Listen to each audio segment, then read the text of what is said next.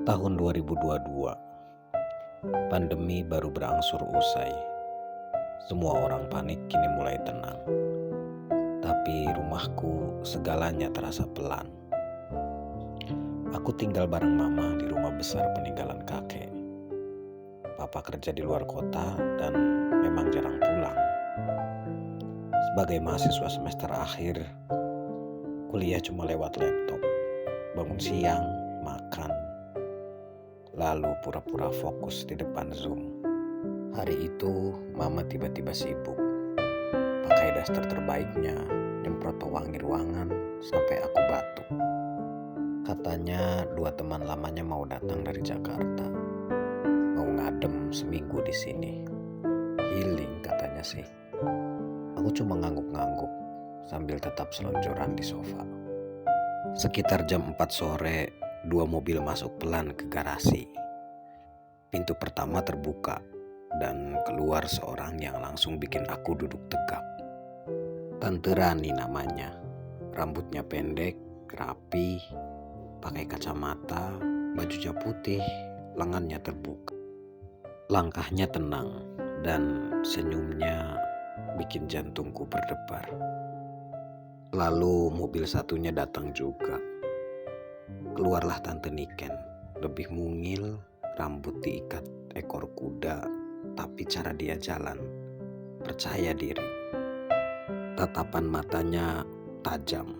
Ada sesuatu dari cara dia lihat aku yang bikin tengkukku panas. Mereka peluk-peluk mama, ketawa-ketawa, sementara aku berdiri canggung dan menyapa seadanya. Tapi waktu Tante Rani nengok ke arahku dan senyum, dia berkata, "Ini anakmu, ganteng banget sekarang." Aku ngerasa pipiku panas. Selama makan malam, mereka cerita ini itu. Tentang hidup di Jakarta, kerjaan, suami mereka yang katanya lagi istirahat sementara. Mama ikut ketawa, tapi aku cuma bisa mencuri pandang. Sumpah, dari dulu aku gak pernah kepikiran bisa satu meja makan bareng perempuan sekelas mereka. Wangi parfumnya aja beda, cara mereka duduk, cara mereka pegang gelas, semuanya seperti diatur. Tapi tetap alami, terlalu menggoda buat aku yang tiap hari cuma lihat wajah dosen di layar laptop. Malam makin larut, aku pamit naik ke kamar. Tapi entah kenapa perasaanku gak tenang. Aku turun lagi ke dapur, niatnya sih mau ambil air. Dan waktu aku buka pintu kulkas, mataku menatap pantulan kaca di depan. Tante Niken berdiri di belakang. Dia diam. Dia juga ke dapur, katanya mau cari camilan. Tapi yang dia ambil bukan makanan. Tatapannya gak seperti tadi, lebih dalam dan lebih dekat.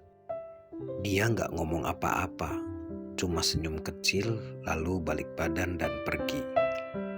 Tapi entah kenapa aku berdiri lama banget di sana, sambil meremas gelas yang belum sempat kuisi air.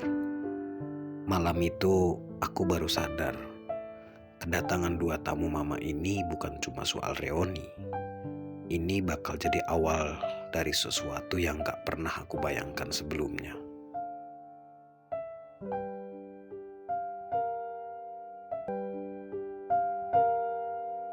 Pagi itu aku bangun agak siang. Mama dan kedua tamunya sudah duduk di teras, tertawa pelan sambil ngopi. Aku lewat sambil garuk-garuk kepala, masih pakai kaos oblong dan celana tidur. Tante Rani langsung nyengir kecil. "Wah, anak mama sekarang udah jadi laki-laki beneran ya," ucapnya sambil agak meledek. Sebenarnya nada suaranya sih santai, tapi matanya beda, seperti menembus kulitku. Aku senyum kaku dan buru-buru masuk ke kamar mandi. Sepanjang hari rumah rasanya jadi panas. Tante Rani sering mondar-mandir depan kamarku, pakai kimono tipis warna biru yang longgar. Dan tiap dia lewat, dia ngintip ke kamarku sambil senyum kecil. Kadang pura-pura nanya, "Kamu gak kuliah hari ini?" Padahal udah jelas-jelas aku lagi duduk di depan laptop. Aku cuma bisa jawab singkat sambil tahan diri. Untuk gak memperhatikan tubuhnya yang terus terang gak bisa gak dilihat sih. Sore harinya aku ke dapur buat ambil es batu. Pas lewat ruang tengah, Tante Niken lagi duduk di sofa. Kakinya diangkat satu, nonton TV sendirian. Dia lirik aku, lalu kemudian tepuk-tepuk pelan bantal di sebelahnya. "Ayo nemenin, nonton horor nih," katanya. Aku duduk canggung. Beberapa menit pertama masih normal, tapi makin lama aku ngerasa tangan dia makin sering nyenggol. Kadang di bahu, kadang sengaja tepuk pahaku pas dia kaget, tapi ekspresinya tenang. Bikin aku bingung, ini sengaja atau enggak sih? Dan waktu ada adegan jump scare, dia loncat dikit dan langsung nyender ke bahuku. "Maaf ya," bisiknya pelan. Tapi dia nggak menjauh, justru makin dekat. Tubuh mungilnya nempel di lenganku. Wangi kulitnya bikin kepala mendidih. Aku pura-pura nonton, tapi layar TV udah blur. Gak tahu gambar apa. Yang ada di otakku cuma degup jantung dan desahan halus lepasnya yang terasa banget di leherku. Malamnya mama udah masuk kamar duluan. Waktu itu aku disuruh bantu angkat koper Tante Rani yang mau pindah ke kamar atas. Karena suasananya lebih tenang katanya sih. Begitu masuk kamar, suasananya masih gelap. Cuma lampu tidur yang nyala. Tante Rani duduk di pinggir ranjang, kemudian menyeka peluh di lehernya. "Aduh, badan tante kaku semua. Dari kemarin gak pernah dipijat. Dulu waktu kecil kamu suka mijetin mama kan?"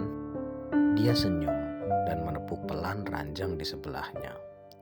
"Ajarin tante dong, enakan dipijit yang mana nih?" Gila, suara itu, tatapan itu, aku berdiri mematung. Gak tahu harus berbuat apa, tapi jantungku jelas bilang, aku tahu, aku pengen. Tapi suara langkah kaki mama terdengar dari bawah. Tante Rani langsung berdiri dan menepuk bahuku pelan. "Nanti aja ya," bisiknya. Lalu dia tersenyum seperti gak terjadi apa-apa. Dan aku keluar kamar dengan kepala yang panas, tangan berkeringat, dan dada penuh pertanyaan. Malam itu aku gak bisa tidur. Kata-kata mereka, sentuhan mereka, semua terasa seperti permainan yang mereka kuasai. Dan aku jadi pionnya. Tapi anehnya, aku suka dan aku gak mau keluar dari permainan ini.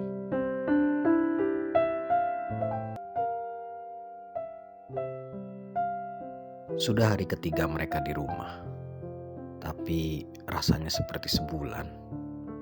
Waktu berjalan lambat, tapi jantungku gak pernah berhenti ngebut. Aku coba fokus ke tugas akhirku, duduk di meja, buka laptop, buka file, lalu bengong. Tapi tiap kali aku mulai mengetik, bayangan Tante Rani muncul lagi. Dengan daster terbuka bagian dadanya saat duduk di tangga.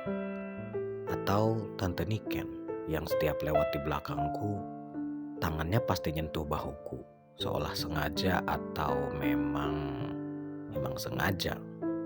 Sore itu hujan turun pelan. Mama lagi tidur siang, kecapean. Aku duduk di ruang tamu, sendirian. Niatnya mau tidur sebentar, tapi gak sadar aku kebablasan. Aku bangun saat langit mulai gelap. Leherku kaku, pegal, dan sebelum aku sempat bangkit, tangan lembut menyentuh tubuhku, hangat dan pelan. Aku menoleh dan mendapati Tante Niken berdiri di belakangku. Dia pakai baju kimono bunga-bunga dengan kaos putih. Celananya pendek seperti biasa, memperlihatkan kaki jenjangnya. "Lehermu kaku ya," katanya lembut. Aku hanya bisa mengangguk. Dia duduk di belakangku dan mulai memijat. Jari-jarinya kecil, tapi tekanannya pas. Awalnya aku berpikir ini cuma pijatan biasa, tapi lalu dia mulai bicara. "Kamu kuliah jurusan apa tadi?" "Sastra," jawabku pelan. Wah, cocok.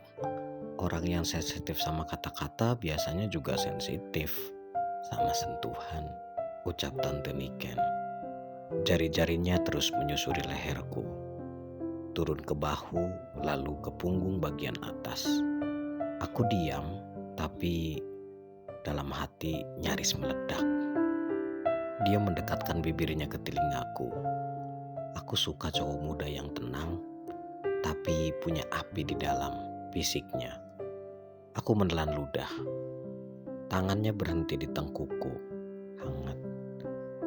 "Tenang aja, aku cuma bantu kamu lepasin stres kok." Satu sisi dari diriku ingin kabur, tapi sisi lainnya ingin waktu berhenti di situ.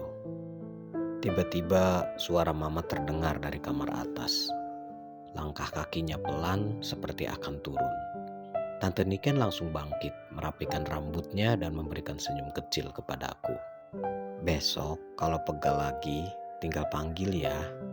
Lalu dia berjalan ke dapur, seolah tak terjadi apa-apa. Tapi sentuhan jarinya masih tertinggal di kulitku. Hangat, gatal, dan mengganggu. Dan malam itu aku cuma bisa rebahan di kamar, menatap langit-langit sambil membayangkan hal-hal yang seharusnya gak aku bayangkan. Tapi tetap aja, aku bayangkan.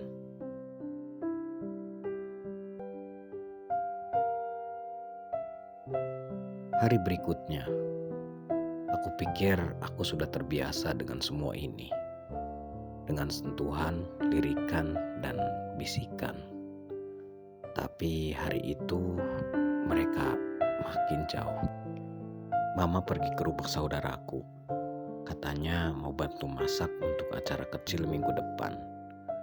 Artinya aku sendirian di rumah dengan mereka. Dan anehnya aku senang. Pagi itu Tante Rani mengetuk pintu kamarku. "Air di kamar mati nih," katanya. "Boleh mandi di kamar kamu?" Aku mengangguk meski jantungku langsung berdebar. Aku pura-pura baca buku, tapi kupingku menangkap suara air dari kamar mandi. Gemericik. Lalu terdengar suara pintu kaca digeser. Dan terdengar suara kaki telanjang di lantai keramik. Pintu kamarku terbuka sedikit.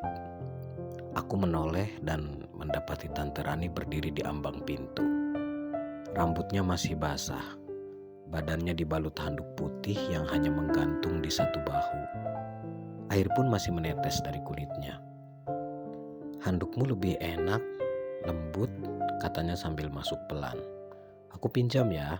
Dia berjalan ke cermin, berdiri di sana, lalu tanpa berkata apa-apa, dia membuka handuknya. Pelan seperti bukan hal besar. Punggungnya menghadapku, lengkung tubuhnya terlihat jelas. Aku tak bisa bergerak, tanganku gemetar, nafasku pendek. Dia tak mengatakan apa-apa, hanya menyeka rambut dengan handuk. Seperti aku tak ada di ruangan. Lalu dia berbalik sebentar, tersenyum, dan menyampirkan kembali handuk itu. "Tadi kamu ngintip ya?" tanyanya datar. Tapi matanya seperti menantang. Aku gelagapan, tapi dia tertawa pelan. Lalu keluar kamar begitu saja, meninggalkan aku dengan tubuh yang panas dan pikiran yang porak-poranda. Belum sempat aku tenang, Tante Niken muncul di depan pintu kamarku. Dia bawa 2 gelas es teh manis. Lagi sendirian, aku hanya bisa mengangguk. Dia duduk di tepi ranjangku. Kakinya bersilang, kaosnya tipis, celananya ketat. "Aku suka kamar cowok muda. Wangi keringatnya itu loh, beda," katanya. Dia menatap mataku sedikit lebih lama. Lalu tanpa peringatan, dia ambil tanganku dan taruh di pahanya. "Coba pegang, Hangat kan? Aku tak bisa berkata-kata. Dia dekati wajahku, bibirnya nyaris menyentuhku. Tapi dia tiba-tiba berhenti. Dia hanya berbisik, "Tunggu nanti malam ya." Dia pergi, meninggalkan aku dengan nafas yang terputus-putus dan tangan yang masih gemetar. Tubuhku panas, pikiranku kabur. Dan malam itu, saat mama sudah tidur, aku mendengar pintu kamarku diketuk pelan. 1 kali, 2 kali. Ketika ku buka, mereka berdua berdiri di sana. Tante Rani dan Tante Niken dengan senyum yang tipis. Dan hanya 1 kalimat yang terucap. "Boleh ngobrol sebentar?" Pintu kamarku terbuka pelan. Udara masuk, tapi yang lebih dulu terasa adalah aroma wangi dari tubuh mereka. Tante Rani berdiri dan kemudian mendekat ke arahku. Rambutnya masih setengah basah. Dia pakai kaos putih longgar tanpa lengan dalam, tipis, terlalu tipis. Tak lama kemudian, Tante Niken pun menyusul masuk, mengenakan tank top warna putih dengan celana jeans pendek warna hitam. Pahanya terbuka, kakinya telanjang. Seperti biasa, aku hanya berdiri mematung. Jantungku memukul dada begitu keras. Aku yakin mereka bisa mendengarnya. Tante Rani mendekat duluan. Tangannya menyentuh pipi kiriku. Hangat rasanya. Dia tatap mataku dalam-dalam. "Kamu gak keberatan kita di sini sebentar kan?" Aku geleng pelan. Lidahku keluh dan kaku. Tante Niken duduk di ranjangku. Dia tepuk-tepuk bantal seperti yang dia lakukan waktu itu. Tapi kali ini nadanya berbeda. "Ayo, udah waktunya ngobrol nih. Tentang kamu, tentang kita." Aku duduk. Tante Rani pun ikut duduk di sisi lain. Aku terjepit di antara 2 tubuh hangat. Ruangan hening, hanya suara kipas AC yang berdengung pelan. Tante Rani menyentuh leherku pelan. "Nanti kita pulang ke Jakarta loh. Kamu gak penasaran sama apa yang gak pernah kamu alami?" Tanyanya pelan. Jari tangannya turun ke pundak, ke lengan atasku dan menyusup ke telapak tanganku. Menggenggam erat.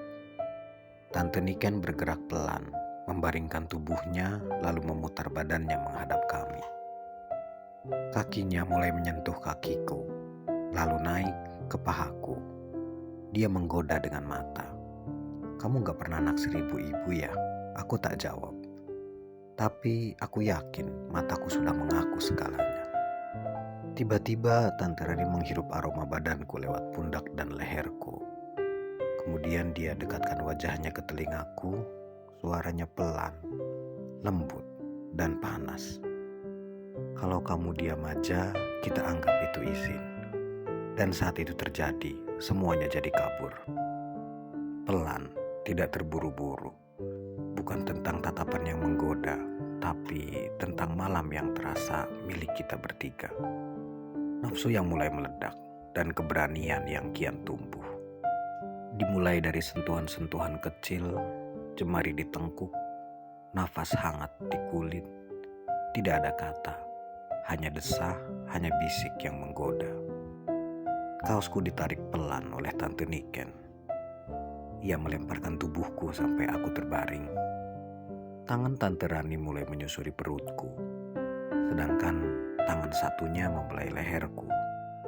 Tante Niken masih berjongkok di bawahku dan terlihat asik seperti membuka paket yang baru datang di antar kurir. Betis dan pahaku terasa dingin, tapi terasa hangat di atasnya. Tante Rani tak ubahnya wanita usia 25 tahunan yang menggila dengan bagian di wajahku. Habis dicobanya. Aku tak bisa menahan lagi. Aku meledak dan kuputuskan menyudahi permainan Tante Niken yang asik sedari tadi di antara kedua kakiku. Kini aku yang pegang kendali. Permainan Tante Rani usai setelah ia kuberikan pelajaran dengan cara anjingku berdansa dengan anjing peliharaan tetangga. Sedangkan Tante Niken menggantikan peran Tante Rani sebelumnya, bermain di wajahku. Tante Rani sudah bergelimang peluh hingga kemudian tak berdaya. Sejurus kemudian, Tante Niken leluasa mengusaikan permainan, seolah dia menjadi joki kuda yang handal. Pemandangan indah dari bawah menggodaku. Aku cuma bisa menghirup aromanya. Meskipun aku tahu yang menggantung itu bisa aku raih. Aku menikmati itu dan tak pernah membayangkan kamarku menjadi saksi dua wanita cantik sekaligus bermalam di kamarku dengan leluasa. Tak seperti cerita-cerita yang pernah kubaca. Semalam untuk menyelesaikan permainan. Aku lelah, mereka lelah. Hanya itu setelahnya. Malam itu, aku bukan lagi mahasiswa biasa. Aku bukan anak mama, aku laki-laki yang diinginkan. Dua wanita dewasa yang mengajarkanku arti gairah yang matang. Tanpa paksaan, tanpa janji, hanya satu malam yang akan aku kenang selamanya. Di pagi harinya, mereka tak banyak bicara. Mereka hanya tersenyum dan kemudian mengemas barang. Sebelum masuk mobil, Tante Niken mencubit pelan daguku. Kita belum selesai kan? Tante Rani menambahkan dengan berbisik. Tunggu kami balik lagi. Siap lagi ya. Dan hanya itu yang kuingat. Mobil mereka melaju perlahan. Dan aku berdiri di depan pagar. Masih dengan rambut berantakan dan dada sesak oleh sesuatu yang tak bisa kutulis dalam skripsi. Tapi satu hal yang pasti. Aku bukan lagi laki-laki yang sama.